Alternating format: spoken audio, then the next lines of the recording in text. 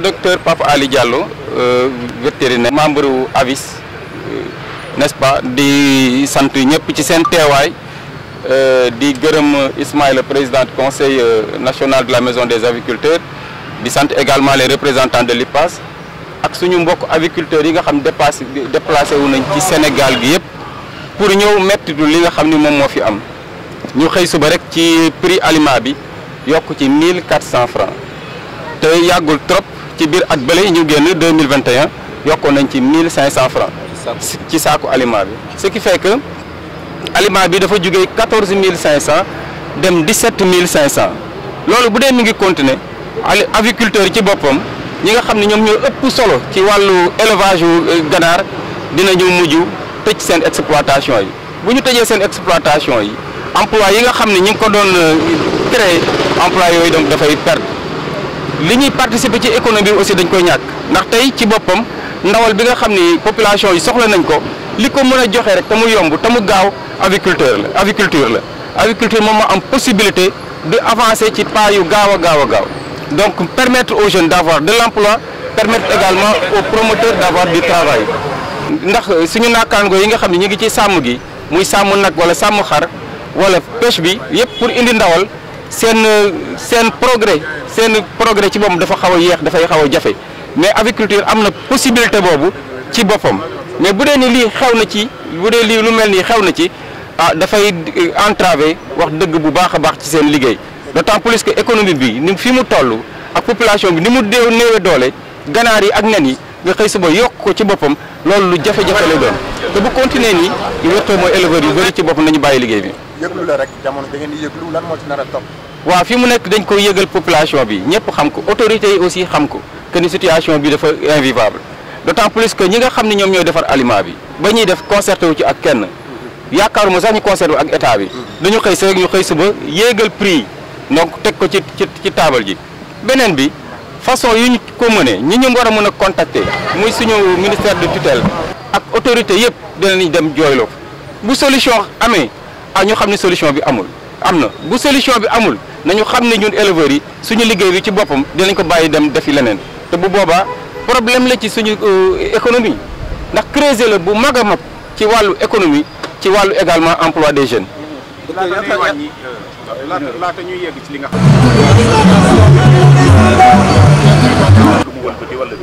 waaw fi mu nekk daal xam naa ni éleveurs yu bëri dinañu def tekk ak dinañu taxawandi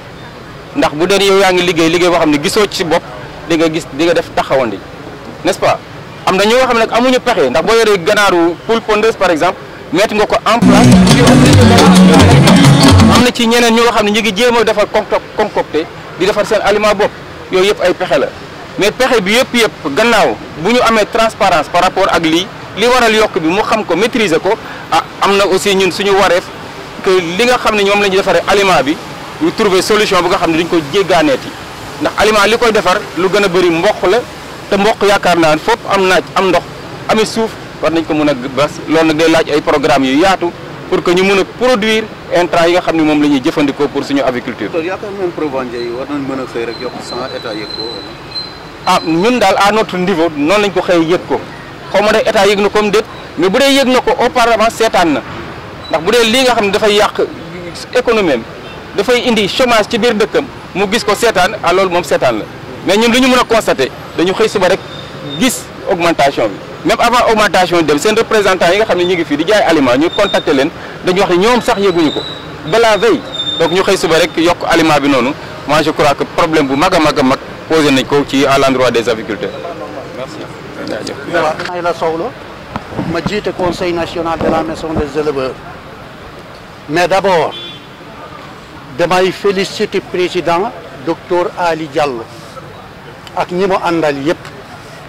parce que lii ñuy jooytu ñun ñëpp ñoo koy jooyandoo parce que dañoo lëkkaloo bi ñu lëkkaloo nag ñoom yàlla def ñu yore ganaar yi ak xar yi loolu aussi nun dañu tii gis suñu bopp te fi ñu ko jooyee aussi li tax mu baax mooy des na tuuti tey koor démarré weeru koor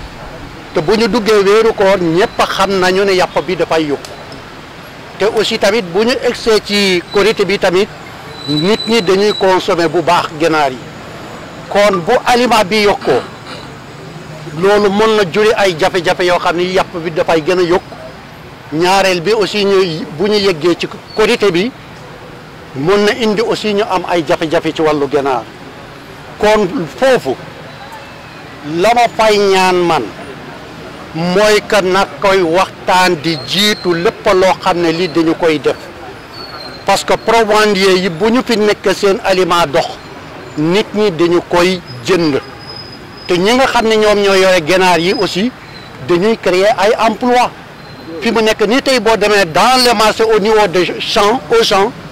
da ngay fekk ne ganaar amu fa te loolu yëpp li tax mooy parce que booy liggéey ci dara da nga ciy séentu aussi dara kon su fekkee ba dem nga ba mënatoo ko am aussi da ngay taxaw te loolu nag kenn mënul pousser nit ki muy liggéey perte beneen bi aussi mooy ñoom ñoo yore xar yi xaru laadum yi ñuy yore nun ñii aussi dañu koy jëriñoo parce que dañoo yore ay xaru pël-pël ñu war a améliorer race boobu aussi ni ñuy améliorer race boobu ci ñoom ñii la ñu koy jële kon dafa nekk ànd boo xamante ne bi boo laalee ñii mu egsi ci ñun may ñaan nag ministre bi nga xam ne moom mooy ministre tutelle nommé na secrétaire général lu yàggul te yàlla dafa secrétaire général boobu moo nekkoon directeur commerce intérieur kon kooku xam-xamam màcc na ci wàllu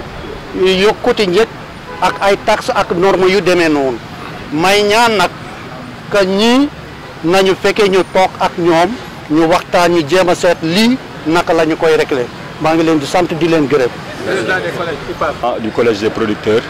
bu interprofession avicole du Sénégal yi sama naataango yi wax am na yoo xam ne du ma ci delluwaat du ma si dellu si waat wante li am ba des mooy aviculture sénégalaise tey mi ngi employé juróom benn fukki junni 60 000. juróom benn fukk waaw junni nit ay pères de famille donc ma bàyyi leen ngeen xalaat ñaata nit ñu wékku ci ñooñu noonu pour ñu xam ñaata ci population sénégalaise la aviculture sénégalaise yor tey donc loolu lu jar a bàyyi xel dafa nekk un enjeu social avant mu nekk un enjeu économique ndax ñu bëri tey jii ci la ñuy tedd ci la ñu yor seen njaboot te bu ñu xoolee ba filière bi ak potentiel bi mu am mu rëccuñu dina doon gànte ci doomu Sénégal yu bëri donc loolu lu jar a bàyyi xel la. benn affaire bi mooy ñu ngi wax yokk aliment bi bi mooy 3e fois ma fàttali ko muy yokk ci loo xam ne si dépassé wul 6 wala 7 mois te ñetti yokk yëpp bi mu amee yëguñu ko dañoo xëy ñu annoncé ñu ko te ñu ngi nekk ci benn cadre boo xam ne IPAS la tudd cadre boobu war a nekk cadre de concertation war a tax lépp li nga xam ne si dafa war a am ñu waxtaanee ko fa saytu ko ñaari yokk yi bi ñu amee ci arbitrage du ministère de l' élevage ak arbitrage du ministère du commerce waxtaan nañ ba ni dañuy teg benn comité de veille sur les prix ba taxate dina tax ba lépp li nga xam ne day jëm ci wàllu yokk wala wàllu wàññi foofu lañ koy waxtaanee laataa ñu koy def ñëpp d' accord ci ñu nangu 2e yokk bi 3e yokk bi mi ngi am comité boobu taxawagul provendiers yi dugguñu ci waxuñu ci dañoo xëy mettre ñu devant le fait accompli yokku naam mën naa am ndaxte xam nañ li xew dans le contexte mondial xam nañ ni matière première yi ñu ngi yokku xam nañu lépp yokku na wante itam yokk bu waree am nañ ko war a seetu xam ndax yokk boobu noonu am na ci proportion yamu yennoo maanaa wala déet tey jii ñetti yokk yëpp mënuñoo wax ni yokk bi pour bañ a perte la wala yokk bi pour bañ a wàññi seeni marge la amuñ ci dara ñu leer te amuñ ci benn visibilité jot na nag ak enjeu yi am surtout enjeu social avant enjeu économique di ñëw état toog acteurs yëpp toog ñu waxtaanee ko saytu prix yëpp xool ci wàllu aliment bi ndax prix yi ñuy pratiqué jaadu na wala jaaduwul bu jëree wàññi ñu wàññi bu jëree ajusté ñu à la hausse ñu ajusté à la hausse ci poussin bi pareil ci garab bi pareil ñu ngi wax aliment bi mais poussin bi mi ngi yokku garab bi ñu ngi yokku lépp a ngi yokku te ginaar bi ñu ngi koy jaayee 2000 francs borsan depuis maintenant pratiquement plus de 20 ans musul yokku donc loolu tamit xel nangu ko y a des réalités économiques yu fi nekk te il faut ñu suivre ko donc tax na tey jii agriculteurs yu bëri bàyyi nañ ndax mënatuñoo dem am na ñoo xam ne amuñu pexe ñett nañ leen faaw ñu continuer mais bëri na si ñoo xam ne ñu ngi jaay à perte te bu ñu ko continuer nii lii raam ci nag bi la jëm filière bi dafay daanu te loolu du baax ci kenn du baax ci état du baax ci doomu Sénégal yi ci yëngu du baax ci kenn waaw. Au-delà de l'enjeu économique en français, c'est un enjeu social également. Effectivement, au-delà de l'enjeu économique, il y a un enjeu social. Aujourd'hui, l'agriculture sénégalaise emploie plus de 60 000 personnes, des chefs de famille. Donc des gens sur lesquels dépendent des dizaines et des dizaines de milliers de personnes. C'est ça l'enjeu social aujourd'hui. On a un problème d'emploi, on a un problème d'emploi des jeunes, on a un problème d'emploi des femmes. Et Dieu a fait qu'on a une filière aujourd'hui qui est très porteuse et qui a un énorme potentiel. On est à 60 000, on peut véritablement passer à 120 000, 300 000, 500 000. Le potentiel est là. pour peu que l'aviculture soit bien accompagnée. Et aujourd'hui, cet accompagnement-là est quand même un peu... Je ne dirais pas que ça manque, mais voilà, il n'est pas au niveau où on le souhaiterait. Aujourd'hui, on est dans une filière, mais les proveniers ne posent pas des actes qui vont dans une démarche filière. Ils ont augmenté de manière unilatérale 3 fois successives dans une année. Et le prix du poulet Bourchon est resté inchangé depuis 20 ans. Aujourd'hui, la réalité économique n'est absolument pas respectée et la conséquence est que des agriculteurs, des chefs de famille sont en train de fermer boutiques. Alors que vous avez un cadre décidé de tout. Effectivement, alors qu'on a un cadre normalement qui doit permettre, en tout cas faciliter la concertation entre tous les acteurs pour que tous les actes qui sont posés dans ce cadre-là puissent être répercutés et que tout le monde puisse y trouver son compte. Merci. Voilà.